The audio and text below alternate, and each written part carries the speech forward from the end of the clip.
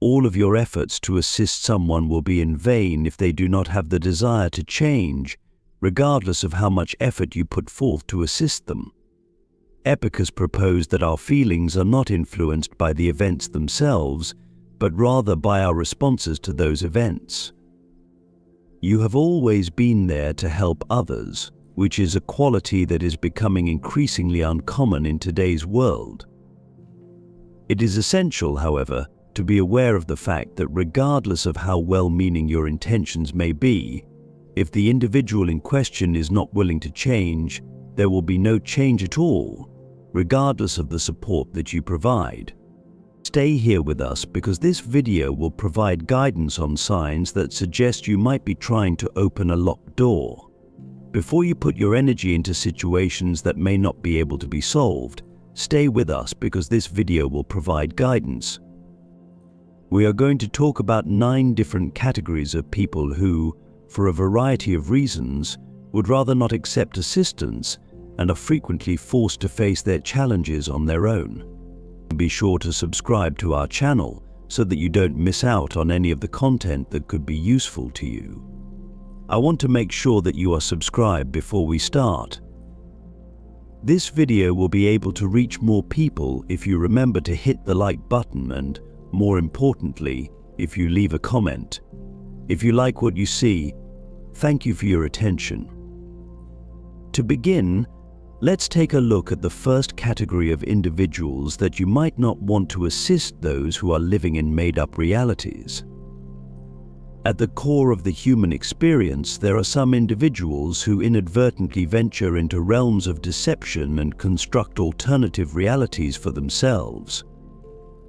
These kinds of people are deeply immersed in their own self-written narratives, clinging to illusions as if they were the truth, and weaving a web of deception to cover their identities.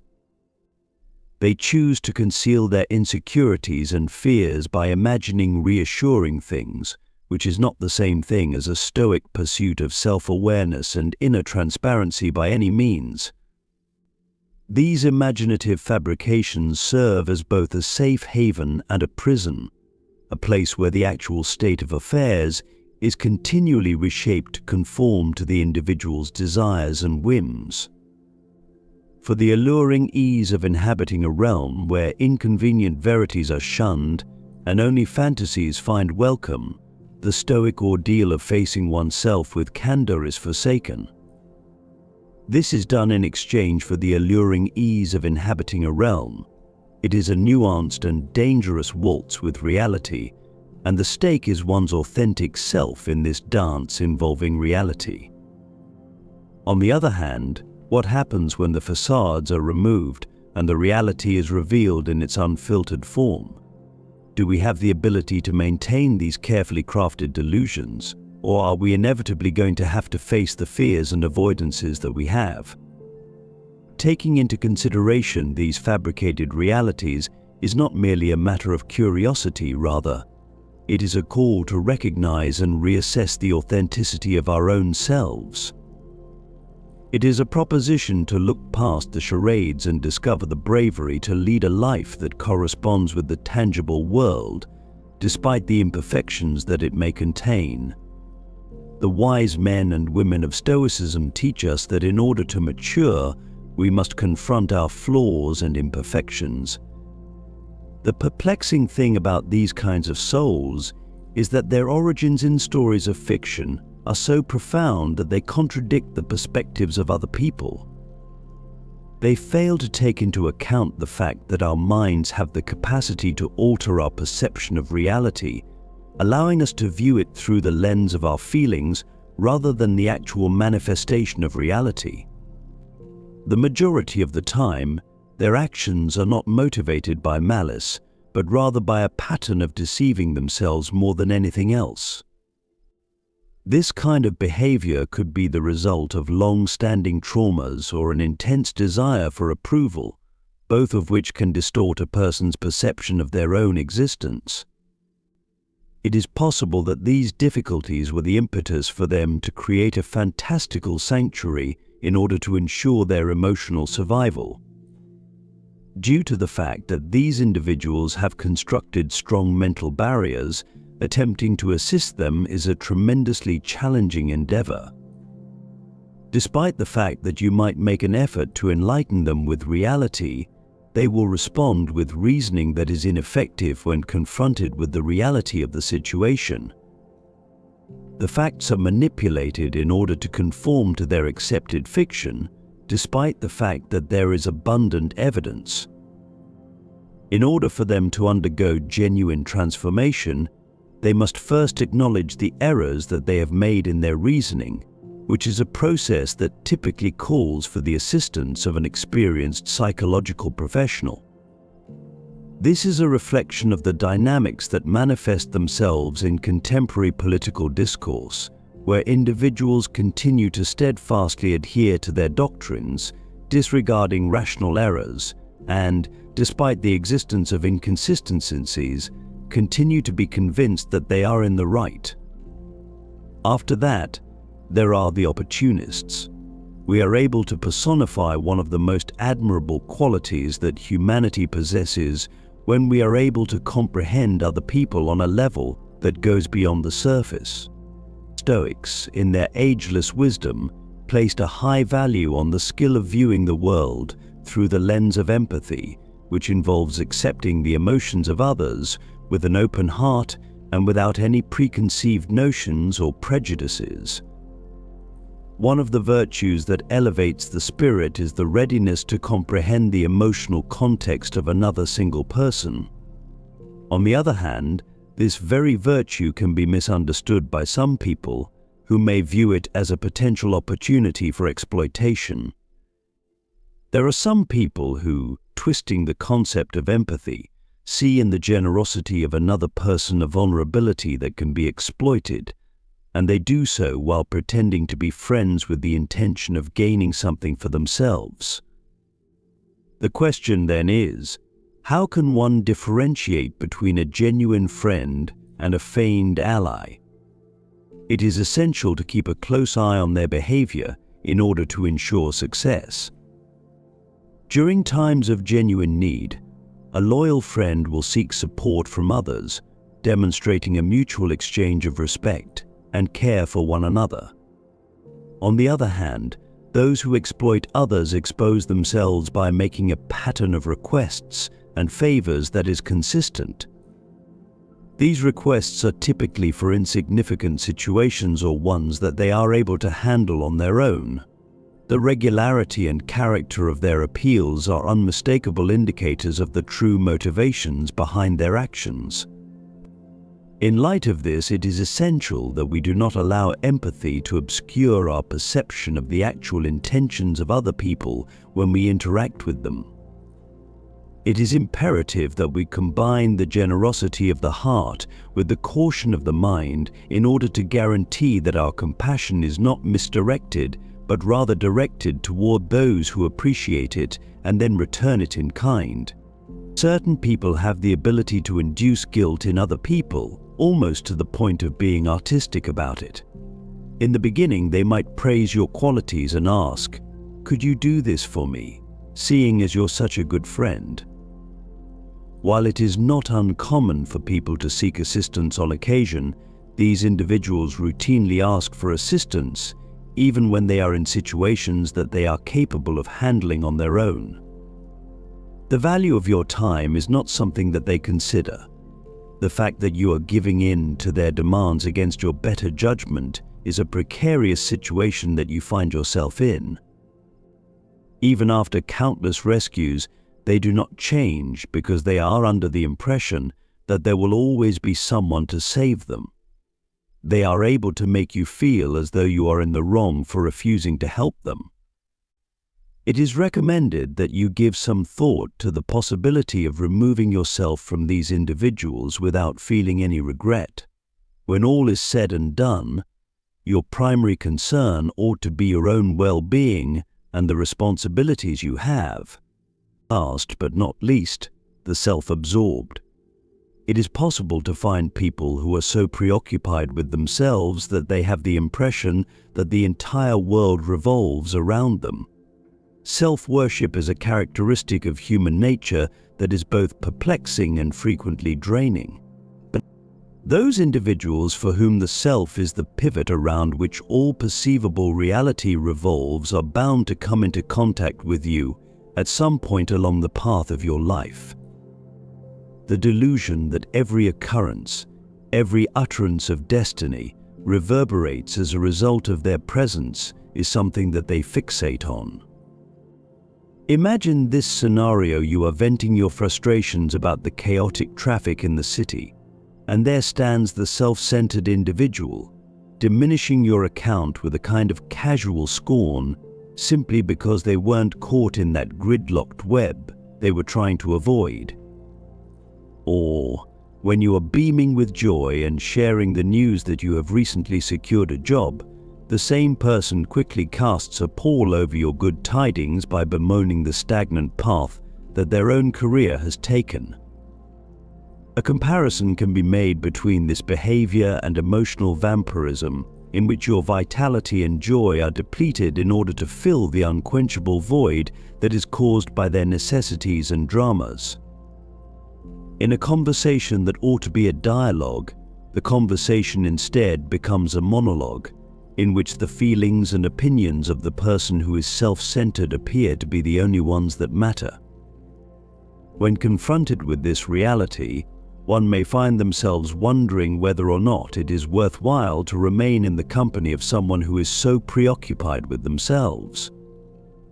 Furthermore, and this is of the utmost importance, do we have the inner fortitude to insist that such a person acknowledge and validate the emotions of other people? It is essential to come to terms with the fact that regardless of how much effort we put into assisting another individual on their journey towards self-improvement, if the individual in question is resistant to change, it is highly probable that they will continue to hold on to their habits. In a similar vein, if we are on a path of personal development and the people around us are constantly drowning us in negativity, then it is unquestionable that they will become a barrier to our advancement.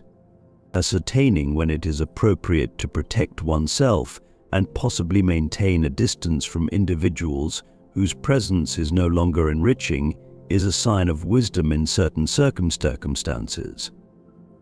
In this particular setting, emotional self-defense is not merely a choice but rather a tactical approach that is essential for psychological survival. Individuals who refuse to acknowledge their shortcomings come in fourth. The individuals in question refuse to take responsibility for their actions, never offer an apology, and never admit that they have made mistakes. They exhibit a lack of self-criticism and humility, which are virtues that philosophers such as the Stoics advocate as being essential for personal development. When it comes to them, the blame is never placed on themselves but rather on someone else. It is possible that they will attribute a negative outcome to bad luck rather than looking for personal or external faults in the situation. They live in a world where the reflection of their own actions appears to be far away and unreachable, a world in which they are never the ones who are responsible for their own misfortune. Stoic teachings, which emphasize the significance of self-criticism and humility as foundational pillars for personal development, are directly challenged by this perspective. As a result of their unwavering clarity, the Stoics impart to us the knowledge that we ought to confront our own shortcomings with the same equanimity with which we accept the whims of nature. In the same way that we do not consider our illnesses to be a component of our health, we do not consider our vices to be aspects of our own personhood, as Seneca advises us to do. If you are able to prevent evil from becoming your master, then you should keep in mind that evil is not an absolute evil when your mind rebels against you. Those who try to avoid taking responsibility for their actions exhibit a resistance to introspection and a refusal to acknowledge that imperfection is an inherent component of the human condition. Taking full responsibility for our actions and understanding that error, when acknowledged and contemplated, is a powerful teacher in the face of failure, are two things that the Stoics encourage us to do. Instead of looking for someone to blame, Stoic philosophy would advise us to investigate both internal and external causes with equal degrees of severity. It is not things that disturb us, but our interpretation of their significance, Epictetus, another great Stoic, emphasizes. In this context, the interpretation is obviously a denial of one's own contribution to the problem. Epictetus is a great Stoic. When contemplating the possibility of providing assistance to individuals who are unwilling to change, it is essential to take into consideration the words of Marcus Aurelius, who said, "The best revenge is not to be like that." As a result, we can comprehend that in certain circumstances, our efforts might be more effectively invested in self-improvement and the practice of Stoic virtue rather than in attempting to change those who are unwilling to change. And lastly, when we make the decision to put some distance between ourselves and others, we do so not with a heart that is filled with resentment, but rather with the Stoic understanding that our inner peace and progress should not be jeopardized by the stubbornness of others. We are reminded by Epictetus that freedom is the only worthy goal we have, and that sometimes, in order to achieve true freedom, it is necessary to take a step back from those who are firmly rooted in their mistakes and to select a path that leads to self-awareness and tranquility. Utilize the insights of some of the most influential philosophers in history to take charge of your life. A guide to resiliency, well-being, and prosperity, Stoicism in the 21st century, is your most reliable resource. Transform difficulties into victories and stress into a source of strength. The fifth point brings up a valid concern regarding individuals who do not make any preparations for the future and instead choose to live in a state of perpetual contentment with the circumstances of the present. Stoic principles, on the other hand, acknowledge the necessity of preparing oneself for the future through mindful actions in the present moment, while at the same time recognizing the significance of living in the here and now. This perspective stands in contrast to Stoic principles. The philosophy of Stoicism instructs us to accept and value the here and now without ignoring the natural progression of things, such as the unavoidable passage of time and the fleeting nature of circumstances. In the same way that one must concentrate their entire soul in order to make accurate predictions about the future, Seneca, a prominent Stoic, advised that one must gather their entire soul. To put it another way, being prepared for the future ought to be a natural extension of the concentration and dedication that we apply to the present. A manifestation of human compassion is the ability to recognize potential in other people and to feel a desire for them to recognize it in themselves. The Stoics, on the other hand, believe that every individual must be able to recognize and make use of their own capabilities. It was a Roman emperor and Stoic philosopher named Marcus Aurelius who made the proclamation that the power that man possesses over every event is, in essence, the same as the events themselves. This indicates that we have the ability to decide the course of our future through the actions that we take right now. If you want to encourage someone to plan for the future, you should not deny the existence of anxiety or other challenging feelings. Rather, you should acknowledge that these feelings are a natural part of the human experience. While Stoicism does not guarantee that anxiety will be eliminated entirely, it does provide tools to help manage it.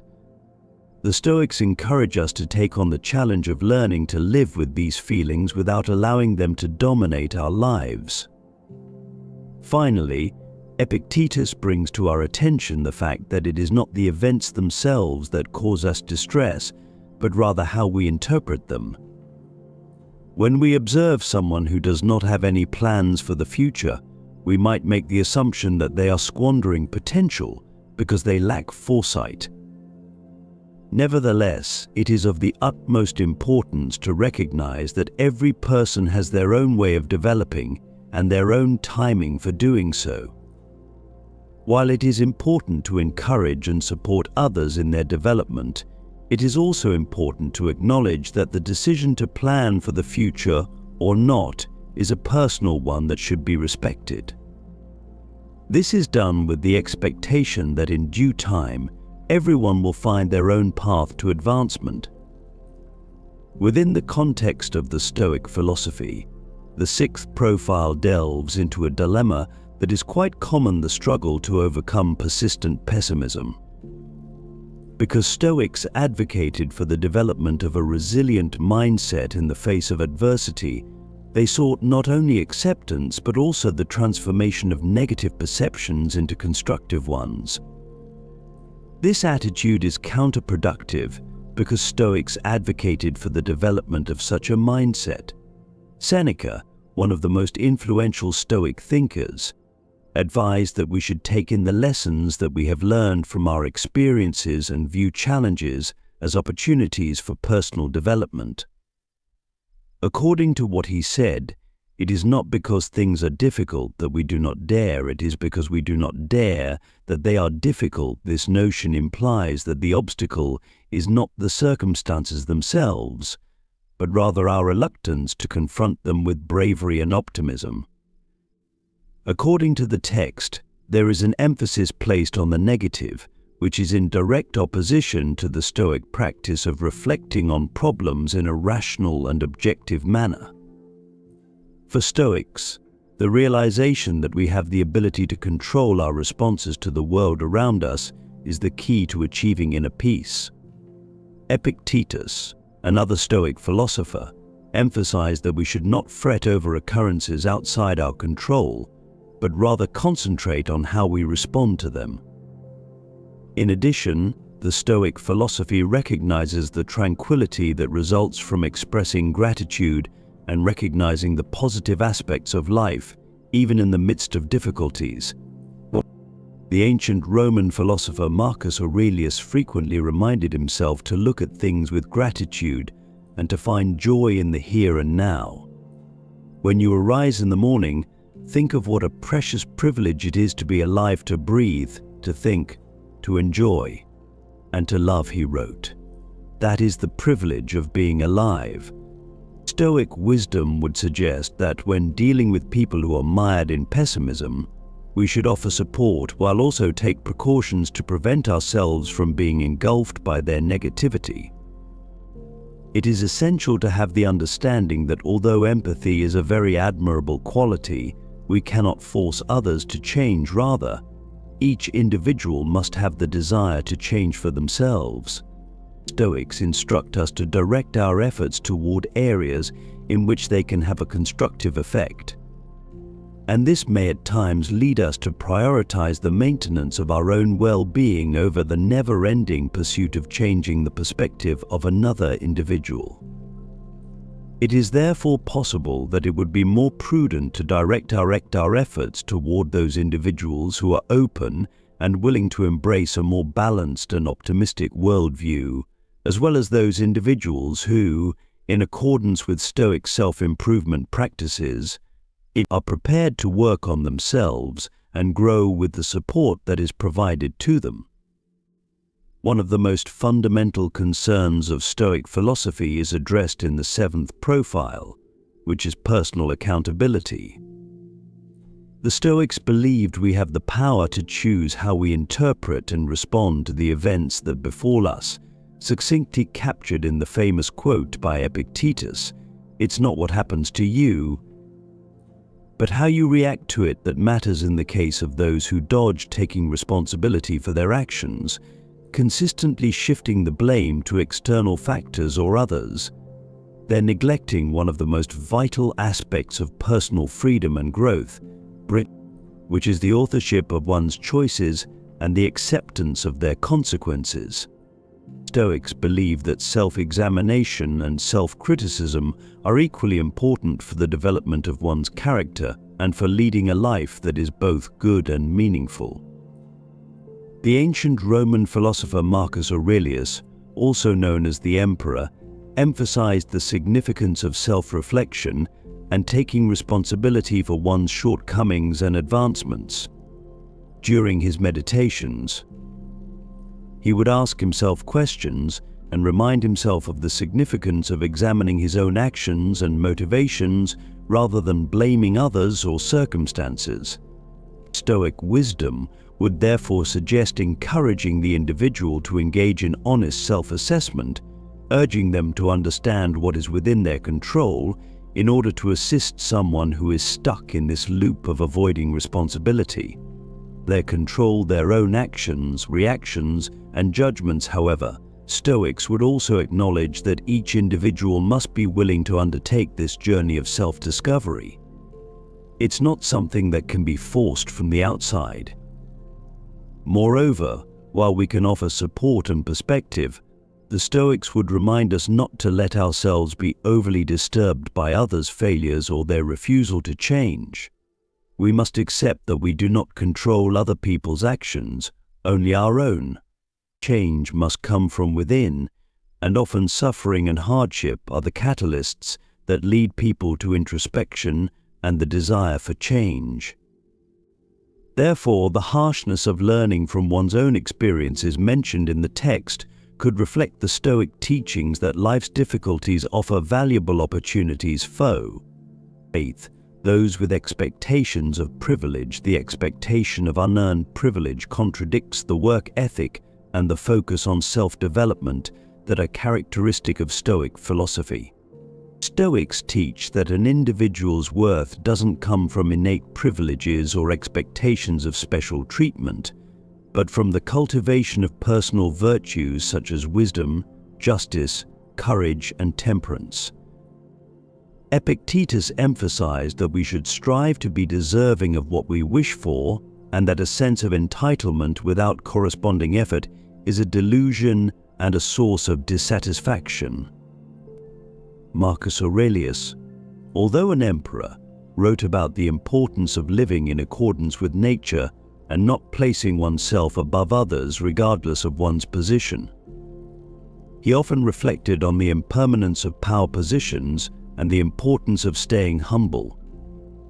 For Stoics, the universe owes nothing to anyone. What happens to us is the result of a complex network of causes and effects, and genuine rewards come through virtuous actions and hard work, not unfounded expectations or demands.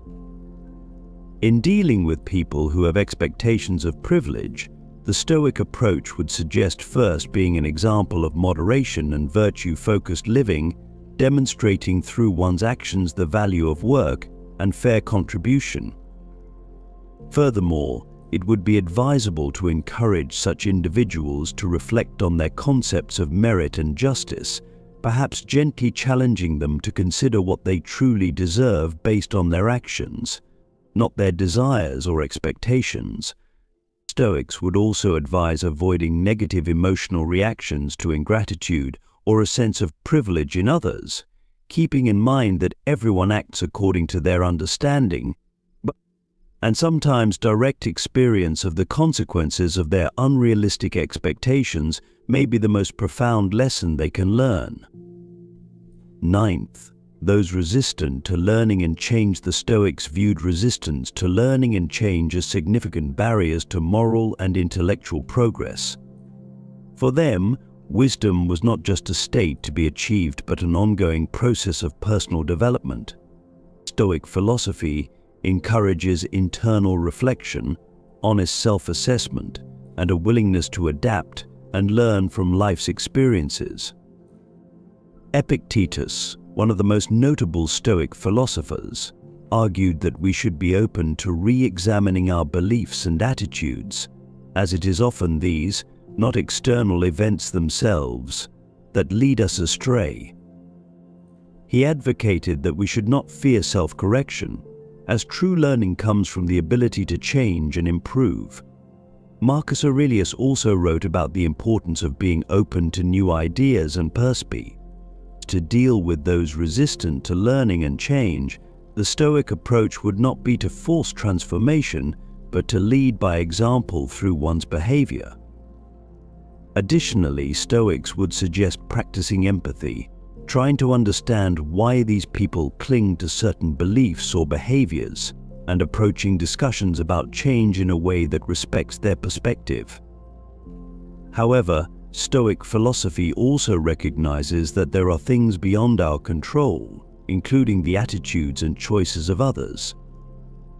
Therefore, it may be appropriate to accept that despite our best efforts, some people may need to come to knowledge and the willingness to change on their own paths and timelines. This doesn't mean giving up on them, but rather respecting their journey and being available to assist when they are up.